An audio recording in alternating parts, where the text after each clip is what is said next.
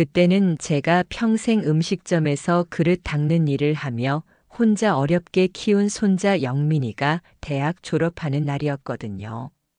자랑스러운 우리 영민이는 그 유명한 명문대에서 동기들을 다 제치고 교수님들이 만장일치로 졸업식 연설을 맡기셨죠. 그런 뜻깊은 자리에 유일한 가족인 제가 빠질 수는 없잖아요. 그래서 저는 졸업식에 참석하려고 길을 나섰어요. 차창 밖으로 지나가는 풍경을 보면서 정말 감회가 새로웠어요. 비록 제 지나온 인생은 온갖 고생의 연속이었지만 소중한 손자를 이렇게 훌륭하게 키워낸 것만으로도 전 이미 충분히 행복한 사람이었거든요. 그런데 바로 그날 그 졸업식장에서 저는 깜짝 놀랄 일과 마주하게 되었어요. 손자 대학에서 가장 높은 자리에 계신 분이, 심지어 나이도 저와 비슷한 그분이 멀리서부터 헐레벌떡 뛰어와서는 제 앞에 큰 절을 하면서 세상이 떠나가라 대성통곡을 하시는 거예요. 도대체 무슨 일인지 알 수 없는 저로서는 그저 이게 꿈인지 현실인지조차 분간할 수 없었어요. 그때를 생각하면 아직도 가슴이 두근두근 뛸 정도예요. 이 놀라운 이야기를 들려드리려고 해요. 꽃다운 어린 시절 제가 살던 고향은 강원도 산간 지방에 자리한 깊은 산골 마을이었어요. 둘러봐도 온통 산봉우리와 울창한 숲밖에 보이지 않는 고향에서의 삶은 비록 다소 불편하고 가난했지만 나름의 행복이 있었거든요. 새벽 안개가 걷히는 아침이면 산새들이 지저귀는 소리에 잠에서 깨고 밤이면 쏟아질 것 같은 별빛이 꽃다운 소녀였던 제 감수성을 설레게 만들었어요. 문제는 겨울이었어요. 워낙 눈이 많이 오는 지역이라 미리미리 가까운 시장까지 내려가서 겨울에 먹을 것들을 사서 창고에 쌓아둬야만 했거든요. 제가 꽃다운 18이 되던 그해 초겨울에도 마찬가지였어요. 당시에 저는 아버지와 함께 겨울 식량을 구하러 산을 내려와서 장을 보고 있었는데요. 그런데 제가 시장 상인과 열심히 흥정을 하고 있는 사이 그 동네 어른들과 이야기를 나누던 아버지께서 새파랗게 질린 얼굴로 저에게 달려오셨어요. 예나야, 아무래도 일이 크게 잘못된 것 같다. 왜요, 아버지? 혹시 돈 잃어버리셨어요? 그게 아니라 방금 산에서 내려온 나무꾼들이 그러는데 우리 마을 근처 산봉우리에서 검은 연기가 엄청나게 피어오른다는 거야. 그럼 설마 저희 동네에 산불이 난 건가요? 아무래도 상황을 봐서는 그런 것 같구나. 일단 여기서 잠시 기다리고 있어라. 아버지가 나무꾼들한테 상황을 좀 더 자세히 물어보고 올게. 동네에 불이 났을지도 모르는데 그럴 여유가 어디 있어요? 얼른 집으로 돌아가야죠.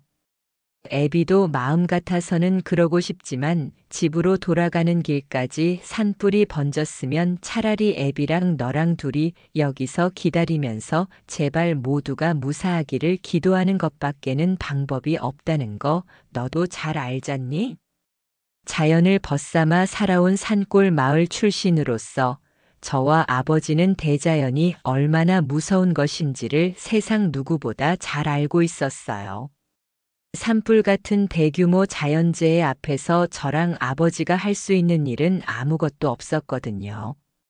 그저 마을 사람들 모두와 집에 계실 어머니, 그리고 형제들이 무사히 대피했기를 바랄 수밖에는 없었어요.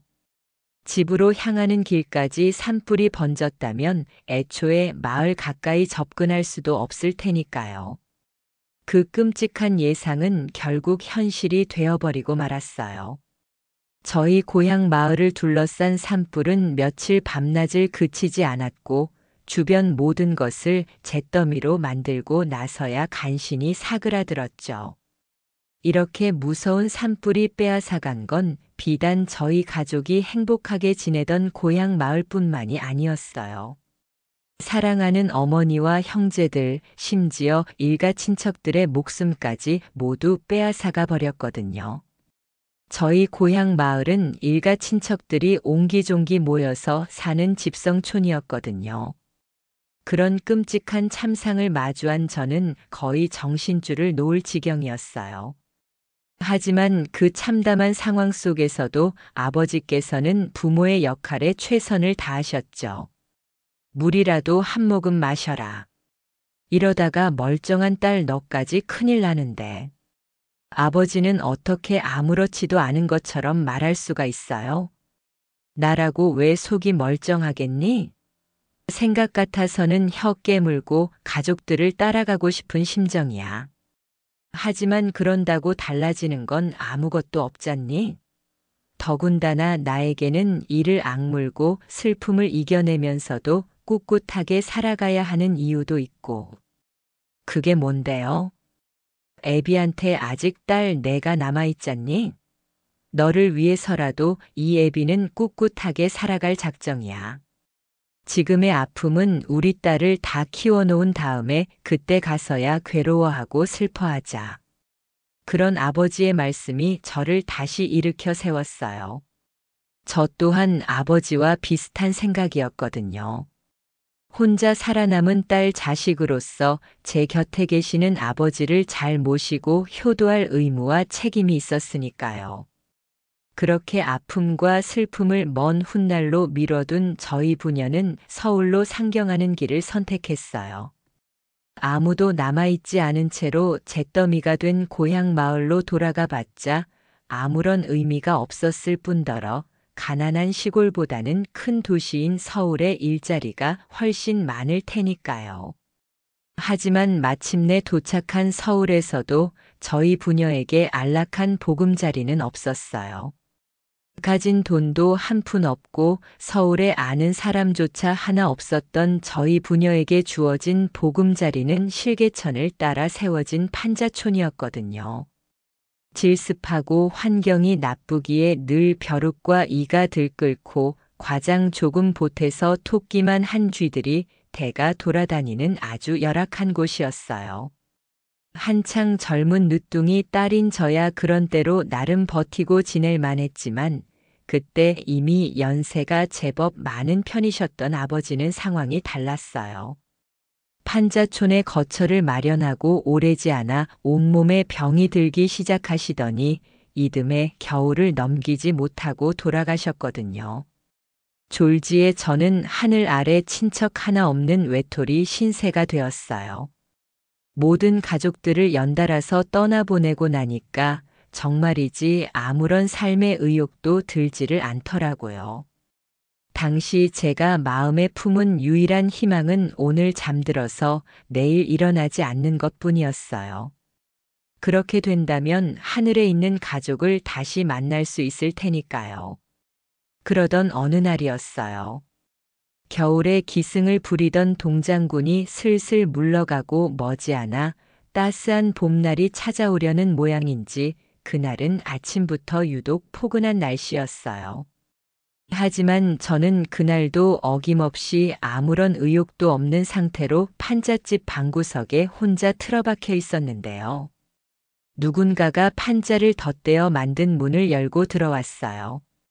무심코 돌아보니 저보다 몇 살 어려 보이는 여자였어요. 안녕하세요, 언니. 혹시 지금 바쁘세요?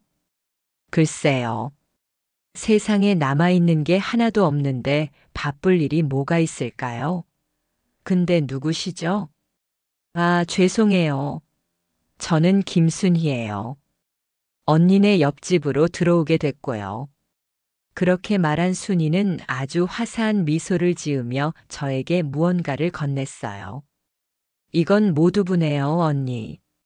제가 로터리 쪽 시장통에 있는 식당에서 일하거든요. 그 식당에서 제가 직접 만든 모두부예요. 이웃분들께 인사도 드릴 겸 맛 좀 보시라고 가져왔어요. 따뜻할 때 드세요. 그때 저도 참 주책 맞았던 게 목구멍이 포도청이라 그런지 벌써 며칠째 아무것도 먹지 못한 바람에 체면이고 나발이고 두부 한 모를 정말이지 개 눈 감추듯 먹어치웠어요. 곁들일 김치나 양념 간장 같은 것도 하나 없이 그냥 맨 두부 그대로를 말이죠. 제가 그러는 사이 순이는 그저 미소 지으며 제가 두부를 다 먹을 때까지 기다렸다가 다시 말을 건네왔어요. 입에 잘 맞으셨나요? 다행이다. 그러게요. 두부가 참 맛있네요. 아버지랑 가끔 시장에 가서 두부김치 한 조각씩 사 먹으면 그렇게 좋았었는데 그때 그 맛이 나는 것 같아요. 아, 미안해요. 맛있는 두부 얻어먹은 주제에 고맙다는 인사는 못할 망정 눈물 흘리는 모습이나 보이고. 이해해요. 이웃분들께 언니 사연 다 들었거든요. 저도 언니랑 비슷하게 혼자가 된 처지고요. 맞아요. 순이 또한 저처럼 가족 모두를 잃고 혼자 남겨진 채로 판자촌에 흘러들어온 처지였어요. 그날 저와 순이는 서로의 처지를 위로했고 서로 동병상련했던 덕분에 저희는 빠르게 가까워지기 시작했죠. 그 시절 순이는 정말이지 저에게는 봄날의 햇살 같은 존재였어요. 순이 특유의 살갑고 밝은 미소가 있노라면 지나간 제 삶의 아픔이 어느새 조금씩 치유되어 가는 것만 같았죠. 더욱이 순이는 저에게 삶의 목표 또한 다시 가져다 주었어요. 있잖아요. 언니, 저는 열심히 돈 벌어서 똑 부러지는 기와집 하나 마련해가지고 이 판자촌을 벗어나는 게 꿈이에요. 언니는요? 그럴 수만 있다면야 뭔들 못하겠어? 우리처럼 판자촌에서 근근히 겨우겨우 먹고 사는 처지의 기와집 하나 마련할 돈을 모을 수 있는 방법이 어디 있으니까 문제지. 그럼 이참에 저랑 같이 장사할래요? 시장통에 가마솥 하나 새를 얻어가지고 거기서 새벽마다 두부를 삶아서 이 동네 저 동네 돌아다니며 팔면 될 것 같은데. 저 진짜 다른 건 몰라도 엄마한테 전수받은 두부 비법 하나만큼은 자신 있거든요. 글쎄, 가마솥 하나만 새를 낼 수 있을까? 제가 일하는 식당 사장님한테 벌써 말씀드려 봤는데 장사 안 하는 새벽 시간에는 가마솥을 쓸 수 있도록 빌려주시겠다고 하셨어요. 괜찮죠? 괜찮은 것 같긴 한데 솔직히 난 잘 모르겠어. 이 세상에 혼자 남겨진 처지에 장차 기와집 하나 마련한다고 해서 무슨 큰 기쁨을 누릴 수 있을지.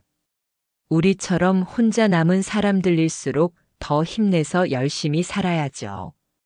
언니랑 저는 하늘에서 우리를 걱정하고 있을 가족들이 많잖아요. 저희를 지켜보는 그분들을 위해서라도 꼭 행복해져야 하는 거라고 생각해요. 조목조목 다 맞는 말이었어요. 하늘에서 저를 걱정하고 있을 가족들이 많은 만큼 그 걱정을 조금이라도 덜어드리려면 굳세게 살아가는 모습이라도 보여드리는 게 맞겠다고 생각했어요. 장차 기와집을 마련할 수 있고 없고는 나중 문제고요. 아무튼 덕분에 긴 침체기를 떨쳐낸 저는 순이와 함께 두부 장사를 시작했어요. 매일 새벽부터 직접 두부를 삶아 만들고 아침부터는 광주리에 두부를 담아 머리에 이고서는 온 동네를 돌아다니면서 두부 사려 하고 외치는 장사였어요.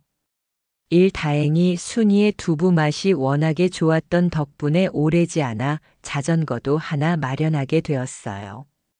덕분에 힘들게 걸어 다니는 수고를 덜 수 있었죠. 물론 그렇다고 해서 큰 돈을 벌 수 있었던 것까지는 아니었어요. 식당을 크게 운영하는 것도 아닌데다가 쉽게 상해버리는 두부라는 음식의 특성상 많이 만들어서 팔 수도 없었으니까요. 덥고 습한 여름이면 두부가 너무 쉽게 상해버리는 바람에 더더욱 조심스러웠던 것도 있고요. 다만 저와 순이는 크지 않은 벌이일지언정 돈 한 푼 허투루 쓰지 않은 채로 꼬박꼬박 모았어요. 장차 기와집 한 채 마련하기 위해서 말이죠.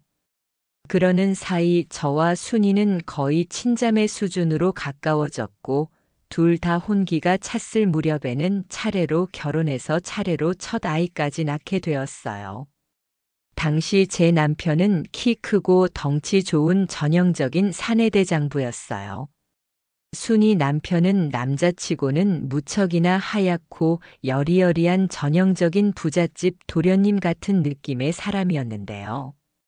실제로 순이 남편은 부잣집 도련님 출신이라고 해요. 집안이 갑자기 망하고 그 충격으로 부모님께서 모두 돌아가시는 바람에 판자촌으로 오게 되기까지는 대학교에 다니던 수재였다더라고요. 판자촌으로 흘러들어온 이후로는 학업을 중단한 상태였지만 저는 그런 순이 남편을 볼 때마다 참 아까웠어요. 보면 볼수록 판자촌에서 썩고 있을 사람이 아니라 장차 우리나라를 위해 큰일을 해야 하는 사람이라는 생각이 들더라고요. 그래서 저는 순이 몰래 가끔씩 촛불과 책을 사다 주고는 했어요. 이게 다 웬 건가요? 형님 시장통에서 일하고 돌아오면 짬짬이 공부하라는 뜻에서 준비해 봤어요. 내가 봤을 때 박서방은 장차 큰일을 해야 하는 사람이니까 판잣집에서 촛불을 켜고 공부를 하더라도 절대로 학업을 포기하면 안 돼요. 알았죠? 말씀은 감사하지만 제가 다시 공부를 해서 뭘 하나 싶네요. 당장 처자식을 풍족하게 먹여 살리지도 못하잖아요. 지금은 그렇지만 포기하지만 않는다면 앞날은 분명 달라질 거예요. 순이가 저한테 그렇게 가르쳐 줬거든요. 아무튼 저도 순이한테 마음의 빚을 낮게 해준 은혜를 갚는 셈이니까 부담 가질 필요 없고요. 행여라도 순이가 알면 저한테 미안해할지도 모르니까 오늘 일은 우리 사이에 비밀로 하자고요. 제 말 무슨 뜻인지 이해하죠? 그렇게 순이네 남편 아니 박서방은 주경야독을 시작했는데요. 제가 어릴 적에는 산불이 모든 것을 빼앗아 가더니만 이번엔 홍수가 나버렸어요.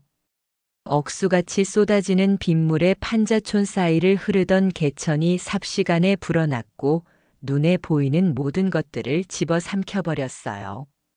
다행스럽게도 저와 제 외동아들 그리고 순이네 가족들은 모아두었던 돈을 챙겨서 얼른 빠져나올 수 있었지만 문제는 병약한 어르신분들과 부모 없는 어린 아이들이었어요. 순이는 숭고한 희생을 선택했어요. 어르신분들과 아이들을 최대한 대피시킨 뒤 정작 자신은 모든 힘을 소진한 바람에 빠져나오지 못한 채로 물에 빠져 목숨을 잃고 말았어요. 홍수가 물러간 뒤에서야 개천 하구 쪽에서 숨을 거둔 채로 발견되었어요. 문제는 거기서 끝이 아니었어요. 저희 주민들은 판자촌으로 다시 돌아갈 수 없는 처지가 되어버리고 말았거든요. 홍수로 인해 제법 많은 인명피해가 발생했기에 관청 사람들이 나와서 판자촌을 다시 세울 수 없도록 막아섰거든요. 졸지에 저는 어릴 적 산불로 인해 모든 것을 잃어버리게 된 것도 모자라서 이번엔 홍수 때문에 사랑하는 남편과 보금자리를 잃어버리게 된 셈이었죠. 정말 이제 하늘이 무심하다는 생각밖에는 들지 않더라고요. 마치 언제 홍수가 났냐는 듯이 구름 한 점 없는 맑은 하늘을 바라보며 혹시 내가 전생에 나라를 팔아먹어서 그 죗값을 이번에 치르는 건가 싶은 생각까지도 들었어요. 하지만 가만히 생각해 보니 저는 정말 모든 것을 다 잃어버린 것까지는 아니더라고요. 제 곁에는 사랑하는 외동아들이 있었고 친자매 같은 순이가 있었으니까요. 비록 저희 가족과 순이네 가족은 이제 새 보금자리를 찾아서 각자의 길을 떠나가야만 하는 처지였지만 말이에요. 이에 저는 순이에게 작별의 선물을 하나 건넸어요. 내가 모아두었던 돈의 절반이야. 가져가서 새 보금자리 구하는 데 써. 괜찮아요, 언니. 내가 이 돈을 어떻게 받겠어요? 이러지 말고 그냥 언니랑 조카를 위해서 쓰세요. 지금 내가 너한테 이 돈을 주는 건 나랑 우리 아들을 위해서 쓰는 길이기도 해. 그게 무슨 말이에요? 이 돈 보태서 방 2칸짜리 전기불 들어오는 보금자리 얻고 방 1칸은 박서방 공부방으로 쓰도록 해. 남은 돈은 아끼지 말고 학비로 보태고 어떻게든 박서방 다시 공부시켜서 우리나라를 발전시킬 인재로 잘 키워봐. 지금 너랑 우리 가족처럼 가난 때문에 비참한 일을 겪는 사람들이 생기지 않도록. 그런 제 말에 순이는 결국 뜨거운 눈물을 뚝뚝 흘리면서 돈을 받았어요.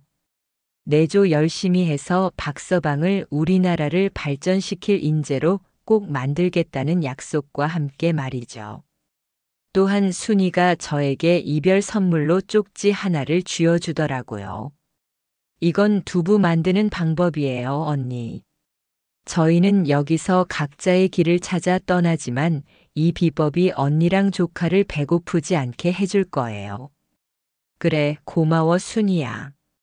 내가 알려준 두부 비법으로 장사 열심히 해서 자식 건사 열심히 잘할게.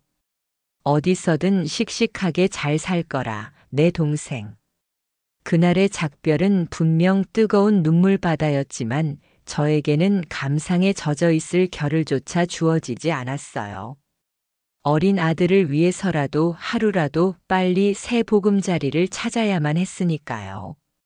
그나마 다행스러웠던 건 순이가 이별 선물로 남긴 두부 비법 쪽지였어요. 순이의 두부 맛을 제가 그대로 재현할 수만 있다면 최소한 외동아들 하나는 어떻게든 건사하며 살아갈 수 있을 테니까요. 그래서 저는 장사 자리를 찾아 다시 지방으로 내려갔어요. 그리고 그곳에서 식당 노점 자리를 하나 얻었고 남은 돈으로 다 쓰러져가는 방 1칸을 얻었죠. 하지만 저는 오래지 않아 두부 노점 장사를 그만두어야 했어요. 순이가 남긴 비법대로 아무리 두부를 만들어도 순이 그 맛이 전혀 나지가 않더라고요.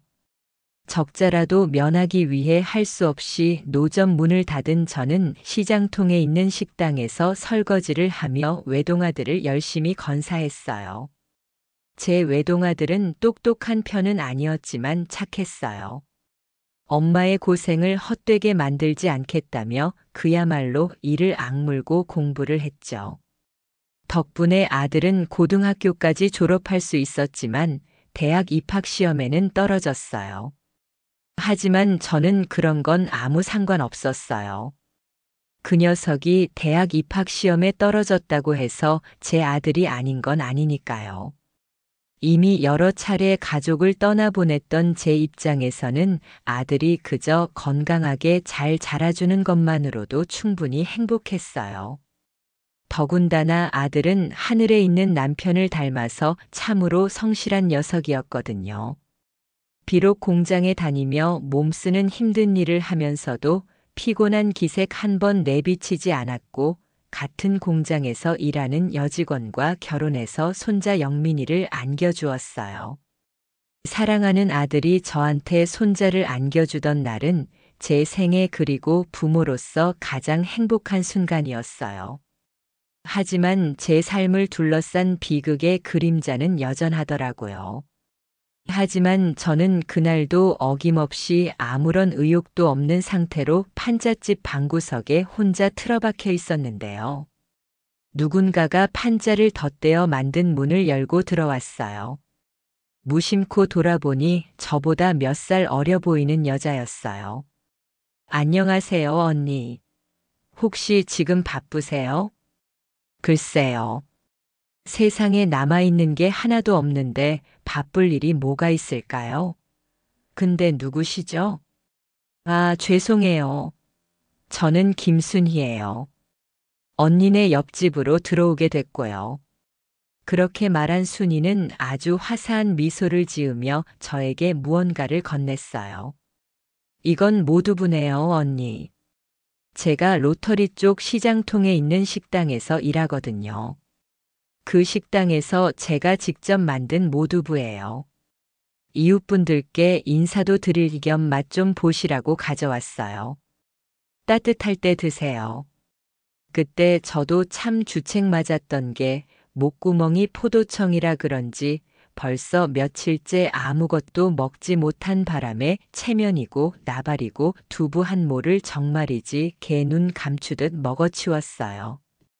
곁들일 김치나 양념 간장 같은 것도 하나 없이 그냥 맨 두부 그대로를 말이죠.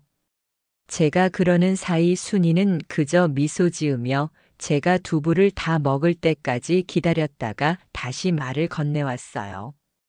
입에 잘 맞으셨나요? 다행이다. 그러게요. 두부가 참 맛있네요. 아버지랑 가끔 시장에 가서 두부김치 한 조각씩 사 먹으면 그렇게 좋았었는데 그때 그 맛이 나는 것 같아요. 아, 미안해요. 맛있는 두부 얻어먹은 주제에 고맙다는 인사는 못할 망정 눈물 흘리는 모습이나 보이고. 이해해요. 이웃분들께 언니 사연 다 들었거든요. 저도 언니랑 비슷하게 혼자가 된 처지고요. 맞아요. 순이 또한 저처럼 가족 모두를 잃고 혼자 남겨진 채로 판자촌에 흘러들어온 처지였어요.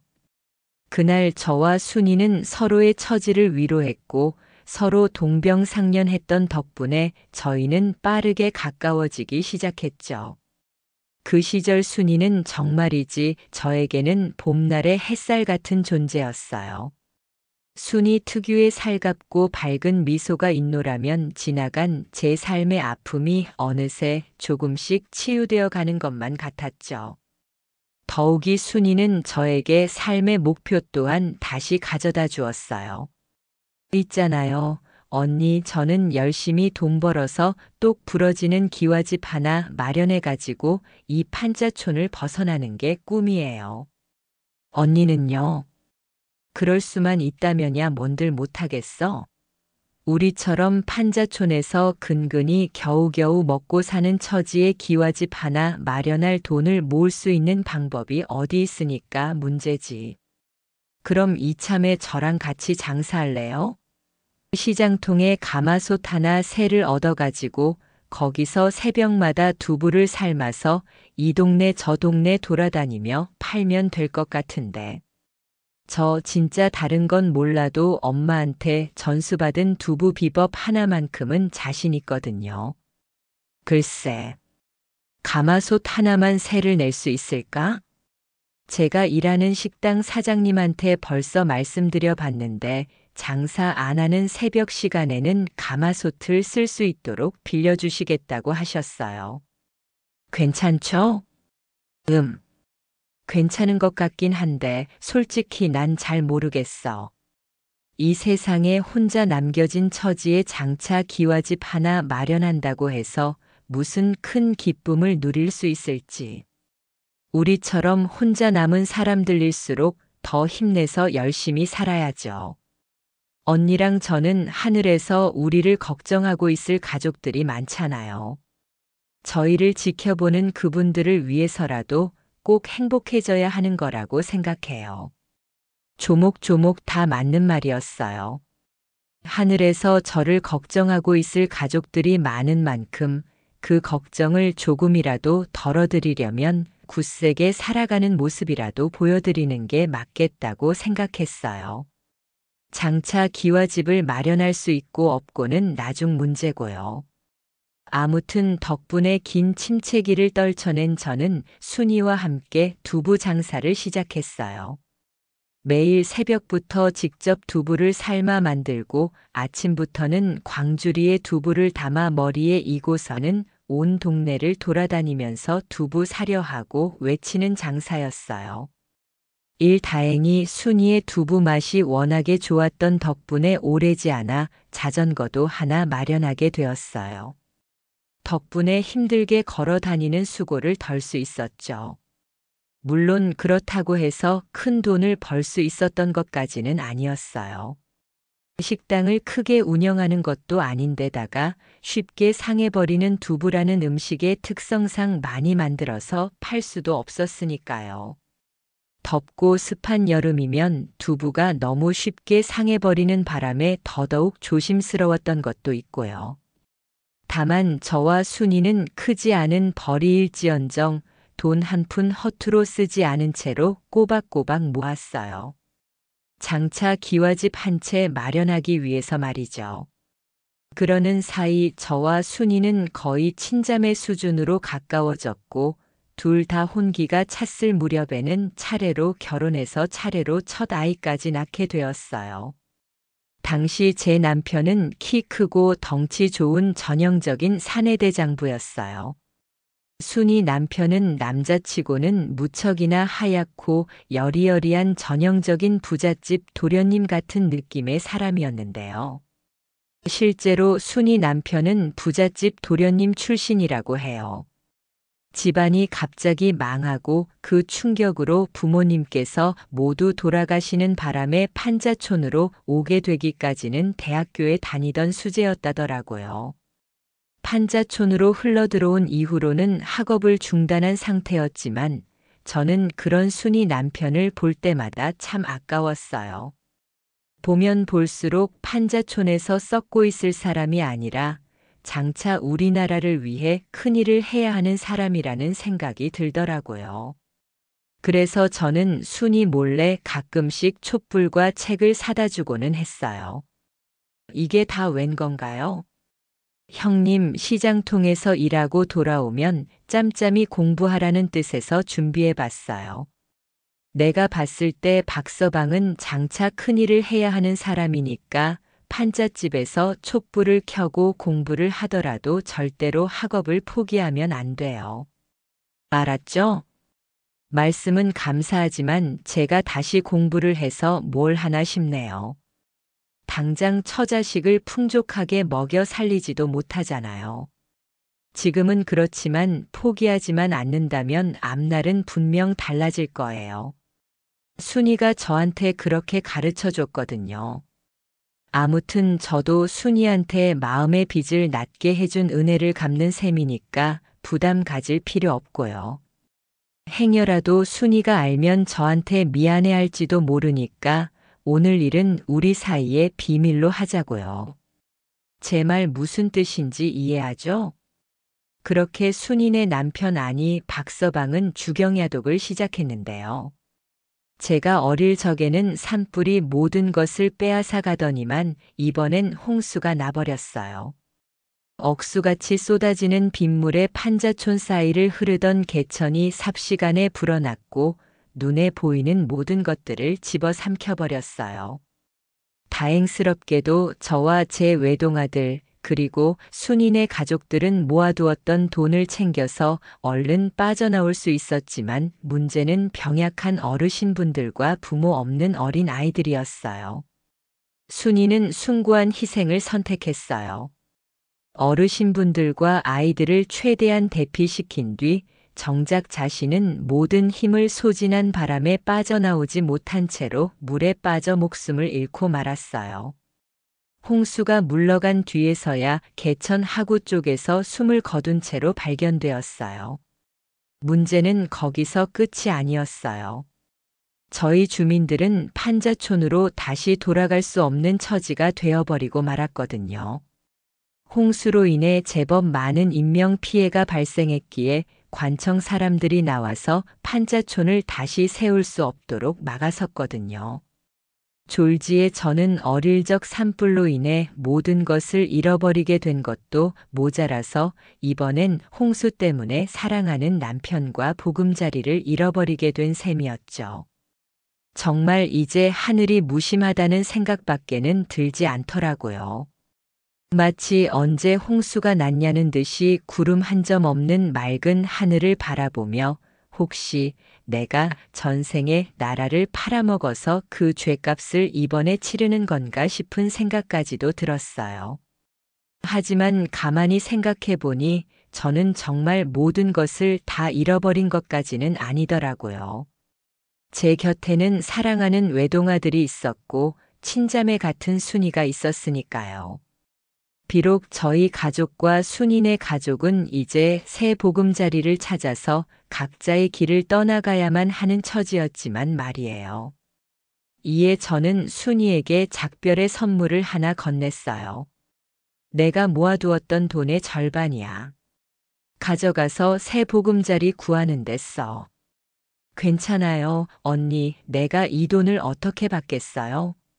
이러지 말고 그냥 언니랑 조카를 위해서 쓰세요. 지금 내가 너한테 이 돈을 주는 건 나랑 우리 아들을 위해서 쓰는 길이기도 해. 그게 무슨 말이에요? 이 돈 보태서 방 2칸짜리 전기불 들어오는 보금자리 얻고 방 1칸은 박서방 공부방으로 쓰도록 해. 남은 돈은 아끼지 말고 학비로 보태고 어떻게든 박서방 다시 공부시켜서 우리나라를 발전시킬 인재로 잘 키워봐. 지금 너랑 우리 가족처럼 가난 때문에 비참한 일을 겪는 사람들이 생기지 않도록. 그런 제 말에 순이는 결국 뜨거운 눈물을 뚝뚝 흘리면서 돈을 받았어요. 내조 열심히 해서 박서방을 우리나라를 발전시킬 인재로 꼭 만들겠다는 약속과 함께 말이죠. 또한 순이가 저에게 이별 선물로 쪽지 하나를 쥐어주더라고요. 이건 두부 만드는 방법이에요, 언니. 저희는 여기서 각자의 길을 찾아 떠나지만 이 비법이 언니랑 조카를 배고프지 않게 해줄 거예요. 그래, 고마워, 순이야. 내가 알려준 두부 비법으로 장사 열심히 해서 자식 건사 열심히 잘할게. 어디서든 씩씩하게 잘 살 거라, 내 동생. 그날의 작별은 분명 뜨거운 눈물바다였지만 저에게는 감상에 젖어 있을 겨를조차 주어지지 않았어요. 어린 아들을 위해서라도 하루라도 빨리 새 보금자리를 찾아야만 했으니까요. 그나마 다행스러웠던 건 순이가 이별 선물로 남긴 두부 비법 쪽지였어요. 순이의 두부 맛을 제가 그대로 재현할 수만 있다면 최소한 외동아들 하나는 어떻게든 건사하며 살아갈 수 있을 테니까요. 그래서 저는 장사 자리를 찾아 다시 지방으로 내려갔어요. 그리고 그곳에서 식당 노점 자리를 하나 얻었고 남은 돈으로 다 쓰러져가는 방 1칸을 얻었죠. 하지만 저는 오래지 않아 두부 노점 장사를 그만두어야 했어요. 순이가 남긴 비법대로 아무리 두부를 만들어도 순이 그 맛이 전혀 나지가 않더라고요. 적자라도 면하기 위해 할 수 없이 노점 문을 닫은 저는 시장통에 있는 식당에서 설거지를 하며 외동아들을 열심히 건사했어요. 제 외동아들은 똑똑한 편은 아니었지만 착했어요. 엄마의 고생을 헛되게 만들지 않겠다며 그야말로 이를 악물고 공부를 했죠. 덕분에 아들은 고등학교까지 졸업할 수 있었지만 대학 입학 시험에는 떨어졌어요. 하지만 저는 그런 건 아무 상관없었어요. 그 녀석이 대학 입학 시험에 떨어졌다고 해서 제 아들이 아닌 건 아니니까요. 이미 여러 차례 가족을 떠나보냈던 제 입장에서는 아들이 그저 건강하게 잘 자라주는 것만으로도 충분히 행복했어요. 더군다나 아들은 하늘에 있는 남편을 닮아서 참으로 성실한 녀석이었거든요. 비록 공장에 다니며 몸쓰는 힘든 일을 하면서도 피곤한 기색 한 번 내비치지 않았고 같은 공장에서 일하는 여직원과 결혼해서 손자 영민이를 안겨주었어요. 사랑하는 아들이 저한테 손자를 안겨주던 날은 제 생애 그리고 부모로서 가장 행복한 순간이었어요. 하지만 제 삶을 둘러싼 비극의 그림자는 여전하더라고요.